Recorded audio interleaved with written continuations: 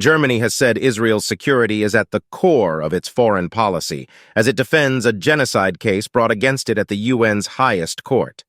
Nicaragua had accused it of breaching the UN Genocide Convention by sending military hardware to Israel and ceasing funding of the UN's aid agency.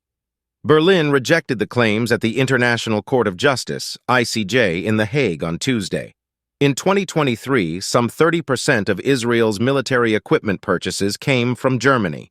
The purchases totaled Euro 300 EM, dollar 326 M, pound 257 EM.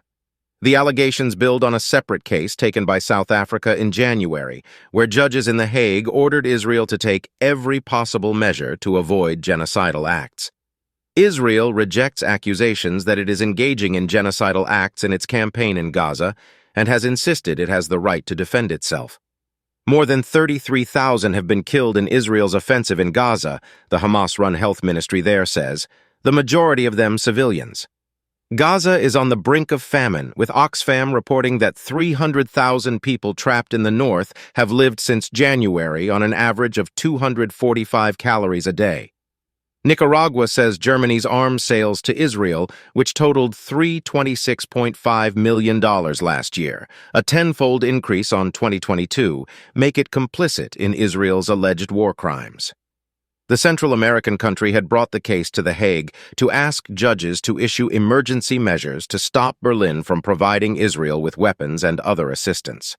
Firmly rejecting the accusations, Germany's representative argued on Tuesday that Nicaragua's case, which she said was rushed and based on the flimsiest of evidence, was aimed more toward Israel. Nicaragua insists on initiating proceedings against Germany before this court and has taken a one-sided view of the conflict. It fails to properly appreciate both the facts and the law in this situation, lawyer Tanya von Uslar-Gleichen said on Tuesday. Our history is the reason why Israel's security has been at the core of Germany's foreign policy, she told the court. Where Germany has provided support to Israel, including in a form of export of arms and other military equipment, the quality and purposes of these supplies have been grossly distorted by Nicaragua. In her opening statement, she argued that Germany was doing its utmost to live up to its responsibility to both Palestinians and Israelis. Germany had a duty to remind Israel of the rules of international humanitarian law, even as it exercised its right to self-defense, she added. On the issue of ceasing its funding of the UN's aid agency, she argued that Germany was among the largest international donors to Gaza in 2024. Another lawyer representing Germany, Christian Tams, said that Germany had resumed funding operations of the UN's Relief and Works Agency for Palestine Refugees, UNRWA, a fact ignored by Nicaragua. Germany was one of 15 Western nations which suspended funding for UNRWA over allegations that some of the agency's staff were involved in the 7th of October attacks on Israel. According to papers filed with the ICJ, Nicaragua wanted the UN's top court to resume funding of the aid agency, one of the few international bodies still operating in Gaza. On Monday, the opening day of the trial, Nicaragua's lawyers had said Berlin was pathetic for supplying Israel with arms while at the same time giving humanitarian aid to Palestinians.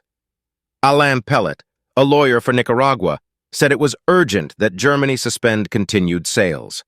Germany was and is fully conscious of the risk that the arms it has furnished and continues to furnish to Israel could be used to commit genocide, he told judges. Nicaragua's case has raised broader questions about the accountability of countries supplying weapons to Israel since the Gaza conflict began. Michael Becker, a law professor at Trinity College Dublin, told the BBC on Monday that there was uncertainty about states' obligations to prevent genocide or ensure respect for humanitarian law. The case against Germany, he said, could potentially help clarify the issue. Under international law, states can also be held responsible for aiding or assisting in another state's violations of international law, he observed.